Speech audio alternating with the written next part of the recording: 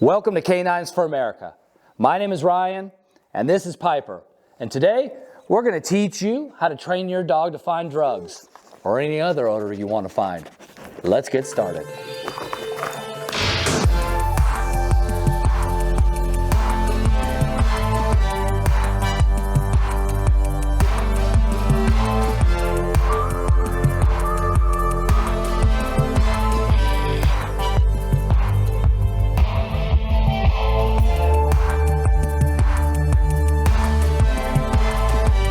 Welcome back, guys.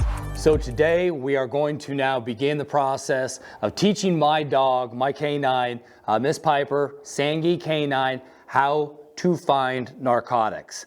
For you guys at home, you can use any odor. If it's, hey, how to find your own personal odor. If you want to use socks, anything that has your odor. If you want to use how to find a cell phone, this is going to be how we're going to do it. So what I need is I'm going to need my odor. I keep my odor in a Pelican case so the odor stays fresh and it doesn't corrupt anything. I need my payment, which is going to be my toy. I'm using my ball popper that you've seen in our other episodes, my nifty kind of stick that allows me to load it, and my box. So all I want to do is what we're doing here, guys, we're going to start with one box again. Piper has understood this cognitively. She's understood how we just use one box, and then one box will lead to the 8 dummy boxes. Always when I'm using odor, I always use the same box. It never, ever changes. So if you're going to put odor in one of your boxes, do something to mark that box. So when you get 8, 10, 12, 20, 30, whatever, however many boxes, cones, cardboard, whatever you're using to put the odor in, mark it so you constantly and only use that box over and over and over again, because what you're going to do is you're going to now contaminate that box. So I don't want to contaminate any other boxes with this odor because especially if you're teaching a new dog, a new green dog, you can start to run into situations where you start to confuse the dog. So I use this box. You can see I have a nifty sticker, color-coded sticker on it. So that way I always know this is my, this box is hot. It is the live box with the odor. The odor that we're going to be using today is not live narcotics. The reason why I like to use live narcotics, I like to use pseudos, I like to use all different types of a narcotic odor, because it really teaches a well-rounded dog. We'll get into odor discrimination in future episodes, not right now, because that's a whole nother rabbit hole we can go down. Even when you're working with live narcotics. Cocaine here in Ohio is different than cocaine in Missouri, Oregon, etc., international cocaine, and we'll get into what I mean by that in a future episode. But today, green dog, I love to use kind of to start things off, not live odor and more of a pseudo, because it's safer for me to work with a green dog. I can be a little bit more aggressive in the training technique, especially since I love to use my dogs off leash so that they can train and teach themselves. That's the biggest thing, right? Taking the human influence out of the equation. That way, if for some reason my dog goes after the odor, if you really have that caloric canine, sometimes that impulse control lacks within the caloric, especially if the obedience isn't there, I don't have to worry about my canine going after a live narcotic, going after fentanyl, going after heroin, and then accidentally kind of getting me in a situation that I might not really be able to get out of. So by using the other tools that are available to us out there that simulate the cocaine, simulate methamphetamines, it keeps my dog protected, keeps me safe, as I also don't have to worry about my proper handling of that narcotic, as they are also very dangerous for us handlers to be handling live narcotics, to be handling explosives, whatever it might be. It takes a lot of that liability off of a trainer to where we can relax a little bit and really focus on the development of the canine. So what I'm going to be using today is a training aid of a narcotic. I have them right here.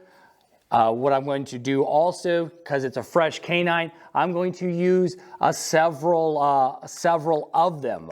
They are sticks, but technically when we really get going, I'm only going to be using 2, 3 of these sticks. But in the beginning, I want to overpower my canine to really start to create this association, this pairing of the odor I want them to find with their toy.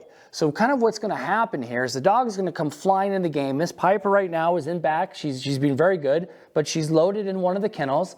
I'm going to put the odor in the box, corner of the box, in the front, and then I'm going to bring in my ball popper as well. I'm going to kind of situate this a little bit with these screws that are in here because I like to get my ball to shoot into an angle.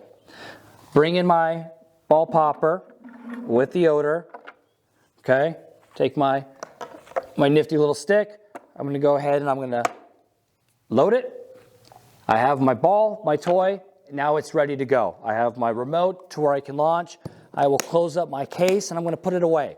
So right now, what I'm going to do too is I want this odor. It's about 80, 84 degrees outside right now. We are in a nice controlled classroom environment, right? Anything we do, just like when you were learning obedience, just anything that's new to the canine, I love to do it in the classroom, right? Because I can also eliminate any distractions for my dog, and we can just really focus on this one singular box and the task that is at hand. Again, as we get developing and my canine, her cognitive skill set really starts to rise, I can then bring in different distractions, which will show you other techniques that you can use, things to really try to confuse my dog, and that's what becomes fun once she understands the pairing and the odor that I want her to find. Now it becomes my job to really try to screw her up, right? Really try to bring in these advanced distractions to see if I can throw her off, or does she really work through it and stay on course. So nice controlled environment in my classroom, got my singular box, my odor's in there. I'm gonna kind of leave it for about 5 minutes. With the heat, I'm gonna let that odor really expand, right? Odor really tries to expand and will fill the space. So if you're using, the odor very quickly and I bring out my dog, I haven't really given the chance for that odor to expand, right? It's kind of like you open up a thing of garlic. Yeah, I can smell that garlic right here, but if I left the top of the garlic open for several minutes, all of a sudden somebody coming down, stairs into the kitchen, whatever it might be, could go, wow, I can smell that garlic, right? It really starts to fill the room. So it's going to make it a lot easier for my canine. So I'm going to leave that for about 5 minutes. I got the ball already set. Miss Piper is staged. This is stage 3 of the game, right? So we're going to a whole nother level, but now this is the beginning of me pairing, right? Creating that association. I'm pairing odor with the toy. So Piper's going to come out here. She's going to put her head inside this box like she's always done. But now this time, she's going to smell. She's going to smell this odor, see her toy, do her conditional reflex because of those reflex arcs that we already built in her brain. She's going to go into that sit. The ball is going to get popped. And I'm going to do it over and over and over and over again to where she smells this odor and she gets reward. Let's get started. Ready, Piper? Come on, Piper. Ready? Go.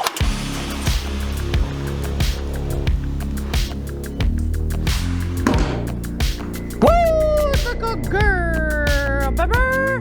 Good job. Good job. Good job. So there it is, guys, right? And all I'm going to do is I'm going to do my singular box. I'm going to lock and load Piper, and I'm going to do it 100 times. Over and over and over again with one box, lock and load. That's all I'm going to do. And then once I feel Piper pretty much has it cognitively, and I think, hey, about 100 times, I've matched that odor to the toy. The pairing has been completed. I'm going to go ahead and then I'm going to go ahead and throw out my 8 boxes again. I'm going to go into my triangle formation. I'm going to go into a random formation. I'm going to spread the boxes all over the place, and I'm going to go back into that same exact game that we did in the previous video, our 102. And I'm going to just do that now for the 103 with my odor and with my toy. Very, very simple, but guys, it's just being repetitive, having fun, trying to change up the pattern, and trying to keep your dog, especially if you have a chloric or Sangui dog, it's pretty easy to keep them always kind of engaged in the game. But if you have a melancholic and a phlegmatic, it's going to take a lot more effort for you to get that central nervous system and those neurons to fire. But changing the shape and keeping the game fresh is a great way to get those phlegmatics and those melancholics to really engage in the gameplay. This is the next stage that we're doing in our 104, right? The box is already set. It's got the odor in it. Now our 104 is just the odor. We no longer now have a toy. It's purely what the odor is inside this box. I actually have the toy now myself, and I will be paying Piper. Now listen, hey, this is our 104. We probably are gonna have about 20 plus more videos in regards to training your dog to find an odor. We'll have an episode on purely how to pay your dog, different ways to pay your dog. Why do we pay your dog this way, etc. The way I pay a narcotics dog is not the same way I pay an explosive dog. So there's a lot more that we're going to really be getting into, but you know, for you guys and how we want to keep our olfactory videos moving along here, it's just going to be pretty basic. I'm going to be paying Piper. This is just kind of how we start to really take that next level with taking the pairing device away and seeing, does my dog understand the odor I want them to find, right? So our odor's been in this box. It's been in this box for about 10, 15 minutes now cooking. I have Piper, as I'm just a singular trainer right now, developer. Piper is locked and loaded, inner kennel box. I have the toy myself. A great way I keep the toy hidden so it's very accessible for me to pay Piper is going to be right underneath my arm. And then actually in this video, what I will do is, you've been seeing all of our videos, guys, where I've had the box completely open. In this one, I am now going to go ahead and I'm going to close it up. Okay, what I want to see before I'm going to pay Piper, there's a hole right here in the center of the box. I want to make sure that Piper really gets her nose in this hole. You can see, boom, nose. I want her to really get in there so she really gets a good whiff, a good smell with her olfactory to register that odor. And then I get the behavioral reaction that's, again, already been imprinted. And then I will pay Piper.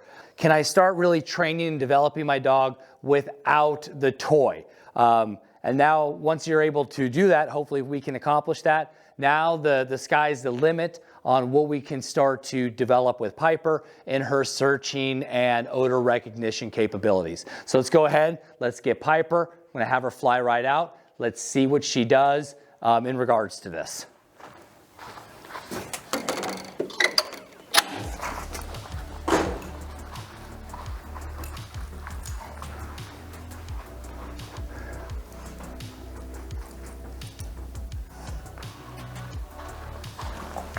Girl, Piper! Awesome. That was perfect to have on camera, as we've been repping this over and over and over and over again. Piper is so used to coming in and seeing her toy. She went with a visual, right? Pure visual was her lead. She came into the box, she looked in, she didn't even use her olfactory, didn't even take a smell. She dipped in, oh, it's not there. She went off camera, because off camera right now, we have the other boxes just staged. She went over and she kind of checked a couple of those boxes, and then you saw the timing. She came right back over here. She smelled, triggered her imprinting of the odor to the toy. She went into her behavioral reaction, which is the sit, which is organically natural for Piper. And then I come in, I have the toy hidden underneath my arm, easy for me to bounce off into the air, simulating that ball popper. Piper wins her reward. She has her toy. Absolutely fantastic job. What I will do with this exercise again, guys, I'll put her back up, I'll load her back up, I'll bring her back out, and it'll be interesting to see what happens here. Let's just actually do this while we have her. Piper, here we go. Come. I'm gonna load her back in. Let's see, does Piper leave that first box like she did? This is her second rep. Let's see, on 2 reps now, do I get the behavioral reaction I'm looking for? Release her. Where is it? Goes to her box. Oh, double take. Good girl, Piper, right? Look at that. Good girl, in the air. Wow, awesome. Rep number 2, she thought about it, but she used her olfactory. Oh, wait a second. I get paid right here. The association has now been made. I'll do it a 3rd time, I'll do it a 4th time, I'll do it a 5th time, over and over and over and over again. I'll start to bring out distractions. I'll bring out my other 7 boxes. I will do a straight line. I will change the shape. I will fill the room with it, and I will just continuously use repetition after repetition after repetition, loud noise. I'll bring out distractions, and we'll show you a different video where we take that 104 and we turn it into a 204, 304, an upper level class for you guys. So you see how we start to work odor with various different distractions within our classroom setting. This is the best place to do this. You can do this at home, guys. You can do this in your house. You can do it in your living room. You can find your basement. Okay, all you need are some cardboard boxes. You can do it with some buckets from Home Depot. Like I said, you can use, if you want to, you can go ahead and get some professional boxes. Or if you're pretty handy, you can go ahead and you can make these boxes yourself. Very, very simple to do, but now you guys have seen our 101, our 102, our 103, and now our 104. Finally, we started on that 101, and now we got to where we wanted to get to. We should never have to use that ball popper again. Purely, the dog now cognitively understands the odor I want her to find. Now I can take Piper and we can go so far with this.